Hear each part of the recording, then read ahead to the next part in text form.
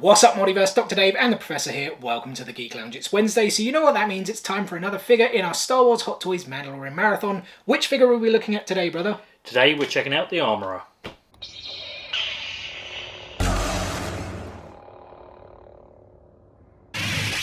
Here we go then, guys. Hot Toys TMS 044, the Armourer, the Sideshow exclusive, though I don't believe there is any other version, but it does have that sticker, as you guys can see there in the corner. As always, we'll give you guys looks at the box, as well as the art insert inside. And as always, we'll start with the base Star Wars, the Armourer there on the nameplate, plaque, whatever you want to call it. And yeah, I mean, it's like a fairly basic base. I mean, how would you describe this? Kind of like an industrial grating. Yeah, industrial is a good word. Certainly where, I guess, I mean, it's where she does all her work, right? Yeah, like inside their covert where they have the forge and all the tools. And this one actually comes with one of these sort of bendy ones, I guess, because she's almost got like a kilt style thing, hasn't she? Yeah, so obviously, it has to go around the waist rather than the kind of crotch stand that some of them come with. And yeah, so nothing too crazy with this base, but you do actually get something pretty cool in addition, which is this backdrop piece. I guess that's a good thing to call it. A backdrop to have behind the stand, I guess. Yeah, and this, because I thought this was like the door to get in, but you think it's like, you remembered it was more like a tool chest. Yeah, I think it's like where she has all her tools inside and sort of things. Like so obviously you got the control there. I don't know if you guys can see in the light. You should be able to just make out the mythosaur there as well.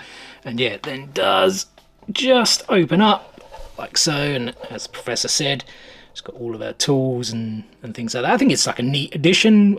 Like, I'm sure it does exist with other Hot Toys out there, but we've not come across this before.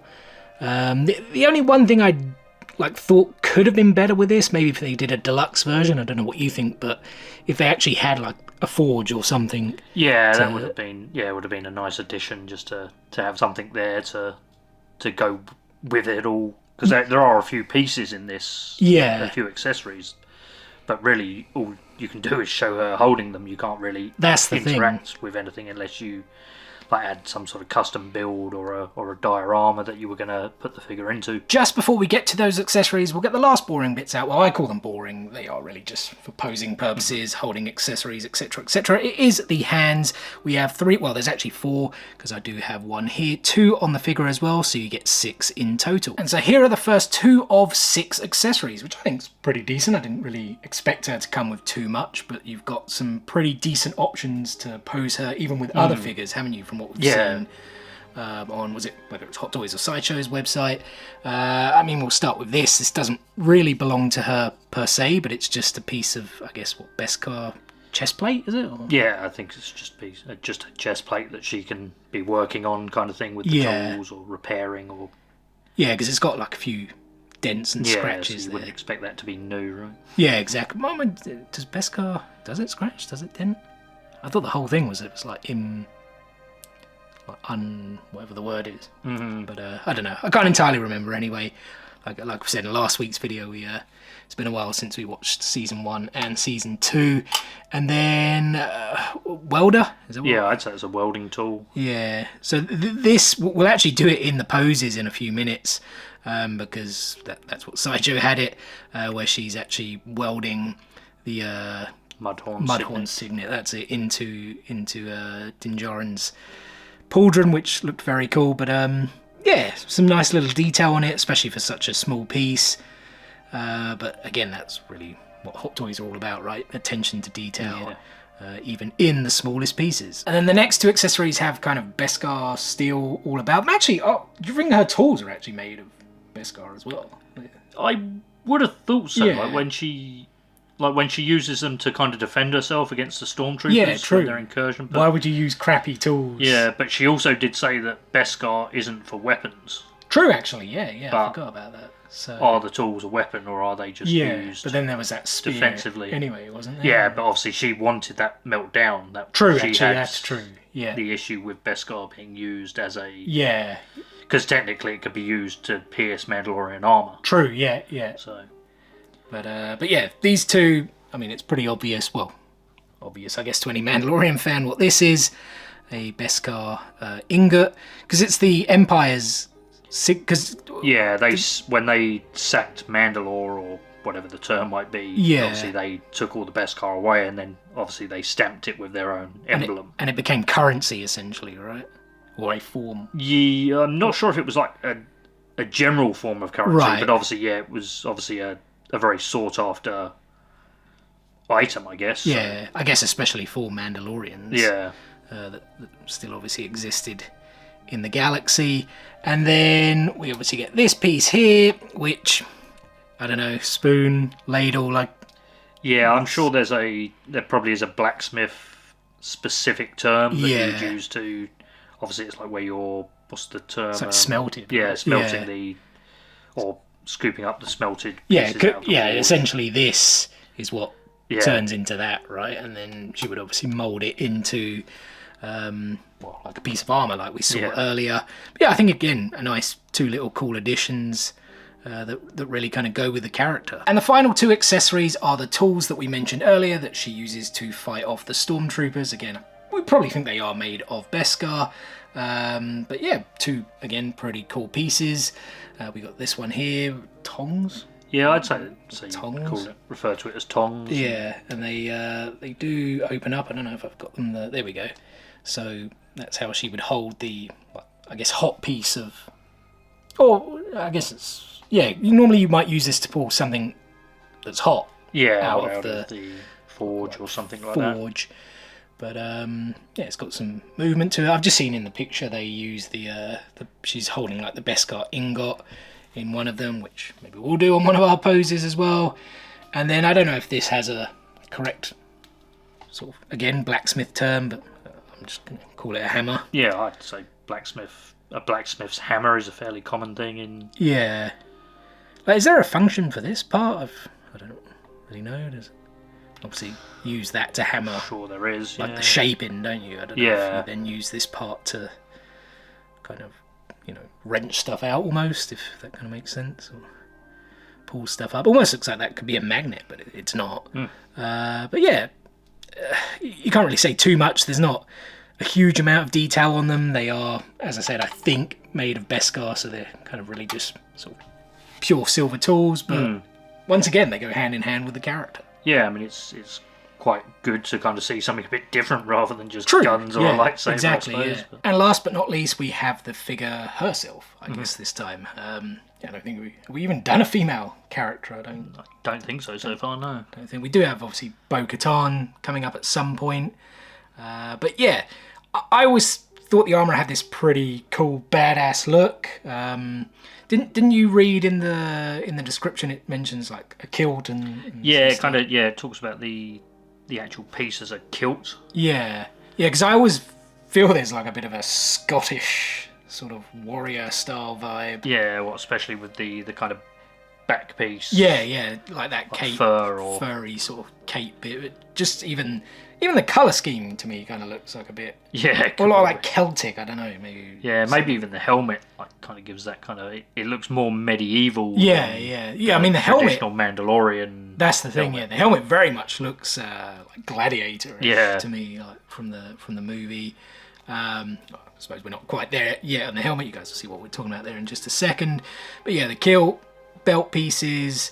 I mean, the boots and the like gloves, they're all kind of leathery and fabric style. It's all very well. All the fabric's kind of very well done around the boots and the. Again, it's what we expect. Though from Hot Toys, and she obviously has this. I assume it's Beskar, right? But it's painted Beskar. I would assume so. Which is this kind of reddish, kind of almost blood red style. Yeah, it's got. I guess it's even got like a kind of little bronzing to it. Yeah, in places similar to the helmet. But... And as we said, the helmet as well has there's still some element, I guess, of weathering to it. Not really too much though, because she's not. Even though she looks badass and is a warrior, she's I guess essentially a blacksmith. Pardon me. In terms of her actual occupation, profession. Yeah, I think profession's a better word. And then obviously the back as well. We did mention, of course, the cape. There's not really... Well, I say cape. I don't know if cape is the right word. But there's not really too much going on at the back because she doesn't really have like a jetpack or anything. I say that a lot with Funko Pops. There's never anything going on at the back of a Funko Pop unless it is like specific to the character, and often it is really only Boba Fett or the Mandalorians and that who that have something on the back. Yeah, jetpack, whatever. Maybe Ghostbusters. I don't know anyone that has like a kind of back accessory, but yeah, really just the this fur cape thing, which it is actually all one piece, but there are like single strands of hair, I guess, glued on, attached. Yeah, I think so.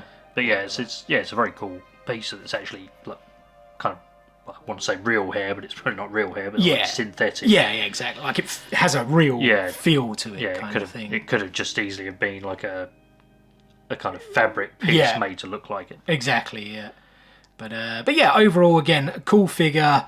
There's that word again, can't really get away from it, but we never are. Probably said it like 4,000 times on the channel.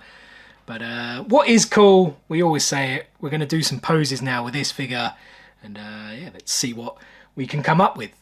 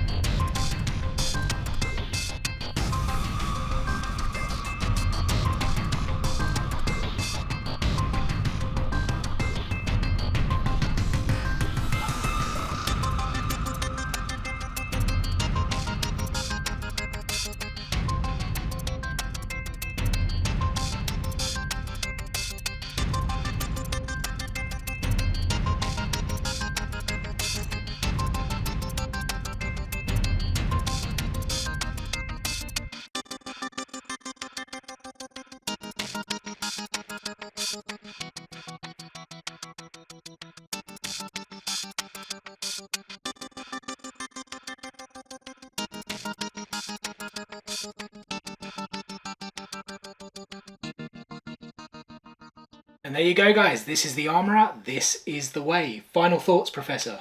Yep. Great figure to add to the collection. It will go very well with the Paz Vizsla figure we looked at last week. Well, technically, heavy infantry Mandalorian, because there's another Paz Vizsla, or named figure coming out. On the way. But yeah, I think it'll make for a really good display between him and the Death Watch Mandalorian that I have, which we haven't looked at. Yeah. But we need to decide which one we're going to check out. Speaking of which, who are we going to check out next week? Yeah, so next week I think we're going to look at the Incinerator Trooper from Season 1. Yeah. I think it was in. The old flamethrower dude with the red markings and that. But yeah, that's to come. Next week's video, continuing our Star Wars Hot Toys Mandalorian Marathon. But yeah, guys, as I said, this is the Armourer. This is the way. First and foremost, thank you so much for taking a little bit of time out of your day to spend with both of us here on the Geek Lounge. It is very much appreciated, and we hope you guys did enjoy the video. If so, be sure to give it a thumbs up and drop some comments below. What are your guys' thoughts on this figure? And as always, we have plenty more Star Wars content on the way for you guys. We've already mentioned what we're going to show off in next week's video, but we've plugged it, 4,000 times now? So 4001, we are heading to Star Wars Celebrations in 2.5 weeks' time. Well, if we get our passes. Yeah, true, right? Like, well, it's less than 2.5 weeks now. Like, say 2 weeks, 2 days, 1 day if you count today, kind of. Yeah. You know what I mean? Friday the 7th is when it all kicks off, so yeah, Repop, we better get those passes in ASAP, please, because I don't want... They did that to me last year, actually, MCM Comic Con. One you had to collect. Yeah, that's right. Repop actually, they run both cons. I think they do New York, maybe Emerald City as well. And yeah, I bought the ticket before like the cut-off point to actually get them in the mail. Yeah. And then, they never sent it, said there was an issue at the warehouse and you'd have to collect your ticket. But they said there was like a express lane for those people that got affected by that, but I didn't go in any express lane. I literally walked up and got my ticket. So I don't know, Star Wars Celebrations might be a bit different, but yeah, that is coming, guys. We cannot wait. Like I said, under 2.5 weeks, we're going to be covering the event for, all 4 days over Easter, the Easter holiday. Don't know what the travel's going to be like yet, because a lot of strikes, a lot of London travel, not the best over the holiday, but we'll see. But anyway, guys, like I said, plenty more Star Wars content on the way for you guys, so make sure you stay tuned for all of it and more. What is the easiest way to stay tuned? You ask, it's very simple. Subscribe. Click, smash that subscribe button and enable those notifications so you don't miss out on any of that future content. Guys, thanks again for watching today's video. And we'll see you on the next one. Peace out, nerds.